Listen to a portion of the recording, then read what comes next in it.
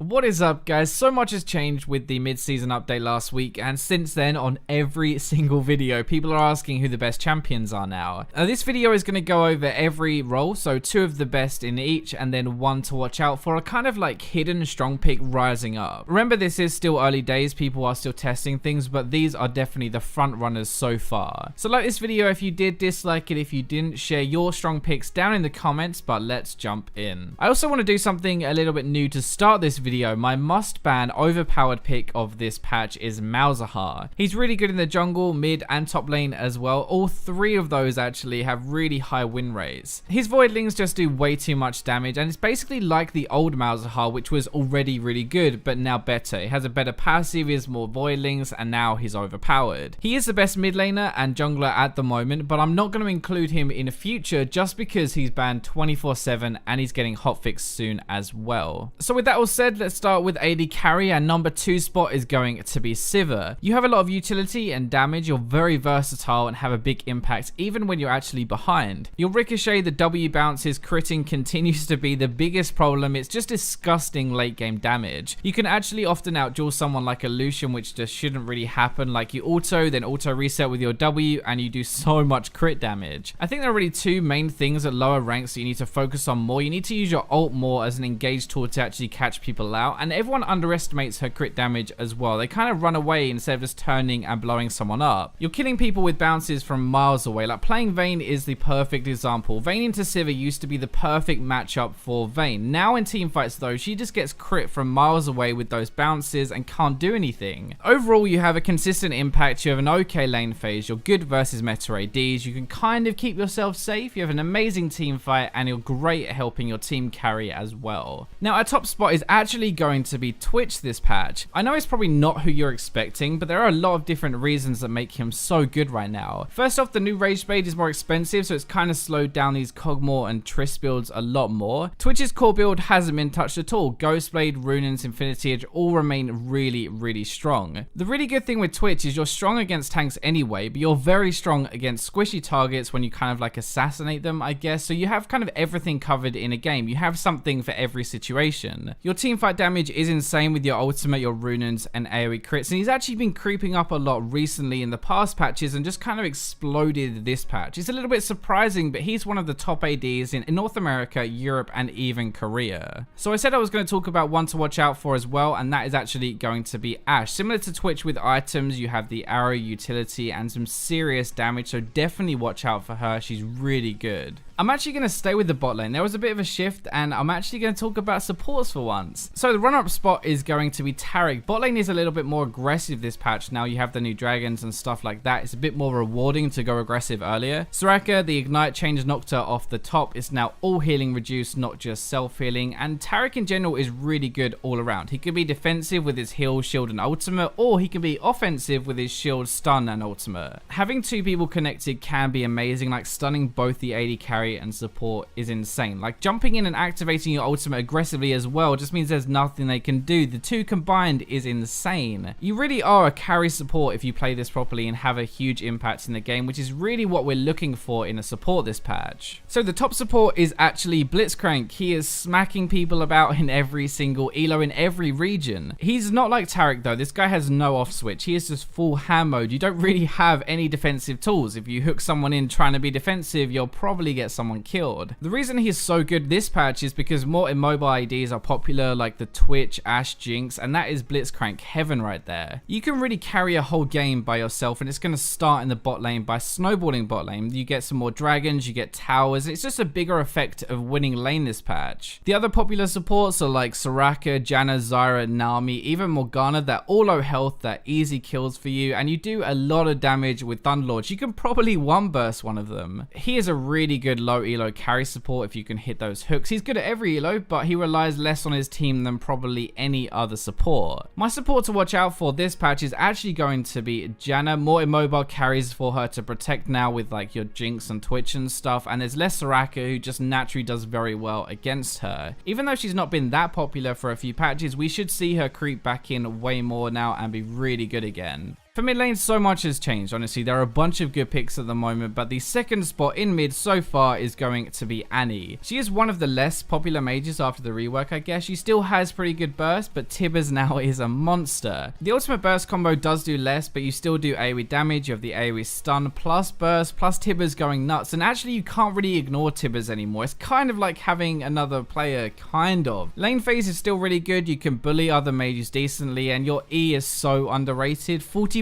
damage reduction, a max rank on a really low cooldown as well. Your base damage might be down, but your AP ratios are really good. 80% on your Q, 85% on your W, 65% on your ultimate. Ludens and Death Cap is a really common build now because you're stacking AP and you still do so much damage. Now, we said this at the start. Technically, I think Mouse is the best mid laner at the moment, so if you can play him, then do, sure, but we're not going to include him in this one. If we're ignoring Malzahar, Fizz, in my opinion, is the best mid laner you can play to climb right now. Actually, it's really just assassins in general, I guess. Fizz, Talon, and Zed. The meta right now is way more mages, right? Which they have weaker lane phases, they're a bit more passive, and that means they're weaker to assassins. Roaming is also way more rewarding. We kind of talked about this a little bit, but especially bot lane, you can get Dragon, and they're much more immobile ID carries, which are an easier target. More of Malmortius was nerfed, which means we don't really want to get that as an AD anymore. Makes them, again, easier target. You have a huge amount of damage as well with the new items. You're doing really well with Abyssal. You have more magic resist, so you're harder to kill, but you still do decent damage because you're relying on your base damage. There are a ton of good picks, but if you really want to impact the entire map and snowball a game, carry even with bad teammates, then Fizz is the best at doing that. My mid laner to watch out for is going to be Aurelion Sol. After the mage update, he's done really well. Really good win rate actually at higher ranks, and has a lot of damage and utility if you actually learn to use it properly. As more people are going to start playing him and realizing he's good, he'll be recognized as top tier, I'm pretty sure. So jungle is next up, and well, it turns out Blood Razor is not as good as we thought. Now, on paper it's really good, but the problem is that it's better early, and champions that are building it are more farm focused, so they're weaker than they were when they were sated, and that's not good. This means we're really seeing a lot of tanks, especially with a Cinderhulk buff, and Skarner is going to be taking a number 2 spot. Kind of like a mini Udyr actually at the moment. Very tanky, very annoying, fast, and good damage. The Cinderhulk buff means we're back to tank Skarner now. We have the Iceborne for damage, swiftness, and Deadman's means you're never ever gonna escape. It's pretty depressing actually. He is basically perfect for this meta at the moment. He can actually deal with these kind of tank killer AD carries. I know it sounds weird, but he has good damage. It's very hard to kite him, and he can stick to these immobile carries. That is actually the problem with playing against a Skarner. Like, you want to pick more mobile ADs so you can kind of kite him, but they aren't as good tank killers. Tank killers are kind of squishy, so he can actually root them and burst them down with a stun, and then we're kind of screwed. Funnily enough, our best jungler is actually just another version of Skarner. Kind of different version, right? Volibear does basically everything he does, but just a little bit better, or a little bit more useful at least. Before we go on, by the way, remember Malzahar is actually the top dog here, but again, we're not counting him for this. He's my must ban this patch. So Cinderhulk buff again makes him even better, especially Volibear, who scales damage with health. The advantage of picking Volibear over Skarner as well is you're actually tankier earlier. He doesn't need to put money into an Iceborne or anything like that. He has enough damage with his health stack anyway, so you're just piling on more defense and more defense. Warmogs and Spirit Visage is absolutely ridiculous this patch. 400% health regen. It's disgusting on tanks, and both are actually going to increase his damage and make his passive even better. His damage as well doesn't fall off like most tanks actually. He still really hurts in team fights, and he's still going to be a threat no matter what. You have good early pressure, but still good mid to late. It's kind of the perfect mix for dragon control and then a team fighting meta that we're in. So my jungler to watch out for is actually Fiddlesticks. The passive change amongst small other ones, I guess, this patch made a big difference, and he's doing really well. He could have actually even took one of these top spots, honestly, and I think next patch maybe he might do that. Part of the best thing about Fiddle is the surprise factor and not knowing how to play against him. So once people learn not to fight when you can't see him, he might not be quite as good. Finally, top lane, not as much has changed here, so I did leave this one till last. Pure tanks aren't doing as well anymore. ADs are doing better against them, and it's kind of a bit of a shift of the meta, I guess. The runner-up spot is actually going to be Wukong. Now remember, this video is about impacting rank to climb, and as far as carry laners go, you can't really get much better than this guy. He's very strong in lane, huge amounts of damage even when he's behind really as well. So even if he gets ganked a few times, he gets a few items and then he can start doing a lot of damage. Once he starts to snowball, he's very hard to stop. He just has so much damage, like he can dive or he can roam. There isn't really too much you can do. He's a lot more versatile than other carry laners because of his W and his passive. He can stay alive a little bit longer. Also, his ultimate kind of makes him harder to kill in some cases because they're running away or they're knocked up, right? And when they're doing either of those things, they're not attacking you. So you're actually effectively a little bit tankier. He's also really good at roaming. You can have an impact early into the game with your ultimate, and later with the ultimate, you're probably going to one-shot the AD carry. And as an AD main, I can say that's definitely not cool. The top spot is going to be Echo again. He still does a ton of damage and still very hard to deal with. There are a few big things with Echo that make him so good. The first one, his passive move speed means he can dart in and out of fights and trades really easily, so it's very hard to actually trade with him and do any damage back to him. The second thing is his ultimate damage soak is a huge distraction, giving his team a lot of time in fights to actually do damage to their front line, and your stun as well. If placed correctly, he can win you entire games. He's really good against carry laners and tanks, which kind of makes him perfect for this meta really. Your damage does fall off a little later into the game, but by then you should have a decent lead, and hopefully the item lead will make you feel that base damage falling off less. Also as well, last thing, the new Abyssal is actually better on him now with the way it scales later into the game, so you can kind of pick this up 4th item and it's still pretty decent. The pick to watch out for top lane is actually going to be Yasuo. I hate this champion, can't believe I'm putting him in a video, but he gets crapped on a lot in mid lane honestly, but top lane is a little bit easier and you can snowball very hard. He is getting better in this meta and he's very high impact and he has a very high carry potential as well. Like you can pretty much solo carry a game if you're good enough. So that wraps up this video. I hope you guys enjoyed it. Remember to like, subscribe, comment and share, but for now let's go to the robots.